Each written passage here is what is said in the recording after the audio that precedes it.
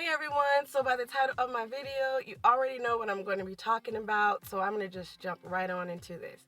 Okay, so I would say, hands down, I think I am more of a passive listener while learning my language versus being an active listener while learning my language. This is L's, language learning. Okay, so I wish I could be more of an active listener. And what I mean by being a more active listener is being stationary, just like sitting in one place, focused on this one thing that I'm doing, whether it be I'm in a coffee shop or at home on my bed, the couch, at the table.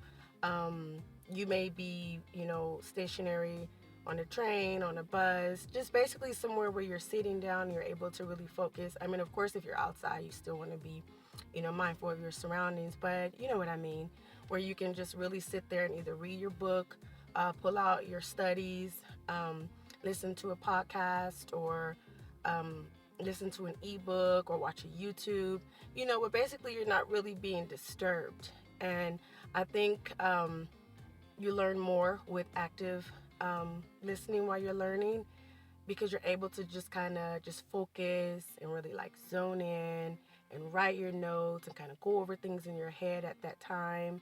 And I really wish I was able to do that. And hands down to everybody who was able to do that. Um, I can do it, and I do it. It's more so like towards the end of the evening, like when I'm off work or on the weekend if I'm not really doing anything. But I don't do it nearly as much as I would want to do it. But if we all just be honest with ourselves, most of us are passive language learners. We are on the go. We work, we go to school. Some of us work and go to school at the same time. We're parents, we're cooking, we're cleaning.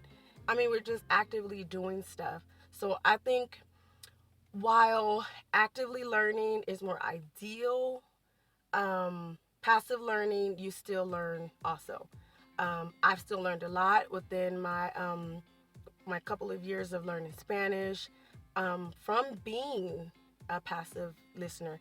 And I think too is because though I'm still doing stuff and I'm listening to it but not really focused in on it, I know what I'm listening to. I know what I'm listening for.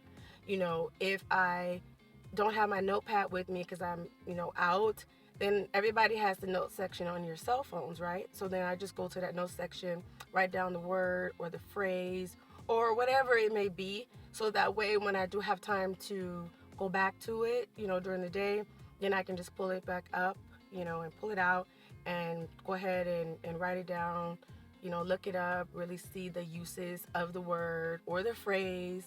And that way I'm able to put it into use. So yeah, you can still definitely learn passively. And I've had people ask me that in the past, like they're like, Keisha, do you learn just by being passive or active or both, or is it possible to do both? And it is possible to do both, and it's really good to do both, but if you're able to do active listening more so, I would say that's more ideal. But in kind of reality, for most of us, not all of us, but most of us, passive listening and learning is what we do. Or, even if you're not learning the language and you're studying for something in school or a class or whatever it is, you're still busy, you're still on the go. So I'm sure and I hope that you would still be listening to things, while you're out. So yeah, that's all I have for you guys today. I hope you really enjoyed this video and got something out of it. Please like and subscribe, and I'll see you in the next video. Bye.